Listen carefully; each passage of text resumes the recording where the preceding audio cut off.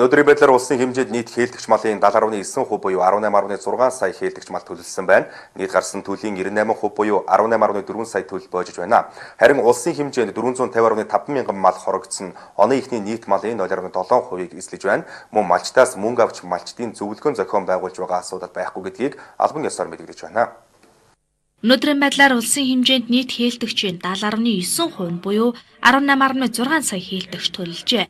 Нийтдээ гарсан төлөлийн 98% нь буюу 18.4 сая төлбө боожиж байна.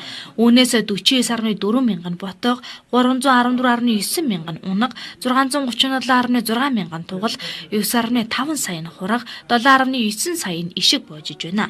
Мал төлөх өмнөх 7 хоногоос 1.2 саяар нэмэгдсэн байна. Харин улсын хэмжээнд 450.5 мянган мал хорогдсон. Оны ихний нийт малын 1.7%-ийг эзэлж байна.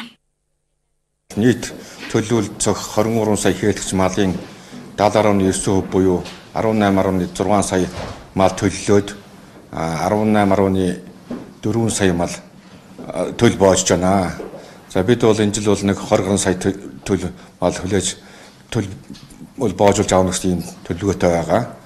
За энэ өнгөрсөн өвөл хавар бол бас амаргүй үеийн битэн жил хүндэрнэ гэсэн төлөвлөгөөтэй байсан. Нэг 10 гаруй сумын 150-д 150 цомонд бол нэлээд хөндөрсөн. Энийг бол эртнээс бид яам зохион байгуулаад малтад туслын аян төр засгаас онцгой байдлын газраас нэлээд анхаарсныг хүчинд бол урьдчилж бид нар бэлтгэл тэжээл өвс бас хэрэгцээтэй өвсчээд хөргөсний хүчинд бол харьцангуй хохирол багтаад байгаа. Өнөөдрийн байдлаар нэг 450 орчим мянган мал хорогдчод байна.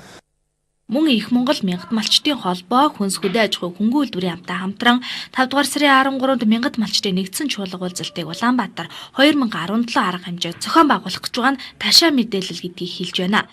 Энэхүү арга хэмжээнд оролцож байгаа нэг малчнаас 260-аас 280 мянган төгрөгийг авч байгаа талаар хүнс хөдөө аж ахуй хөнгөн үйлдвэрийн хамт аймагуудын хөдөө аж ахуйн газраас мэдээлэл иржээ.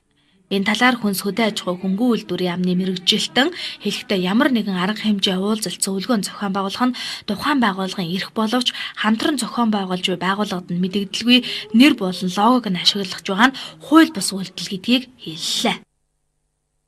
Хөдөө аж ахуйн газруудаа хийсэн энд бол хүнс хөдөө аж ахуйн ямар ч оролцоогүй шүү.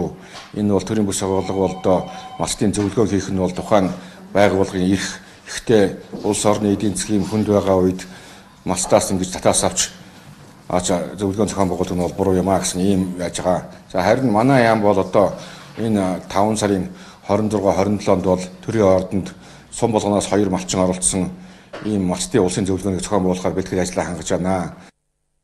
Хүнс хөдөө аж ахуй хөнгөн үйлдвэрийн яамнаас энэ сарын 26-27-нд малчтын улсын зөвлөгөөний зохион байгуулахаар ажиллаж байна.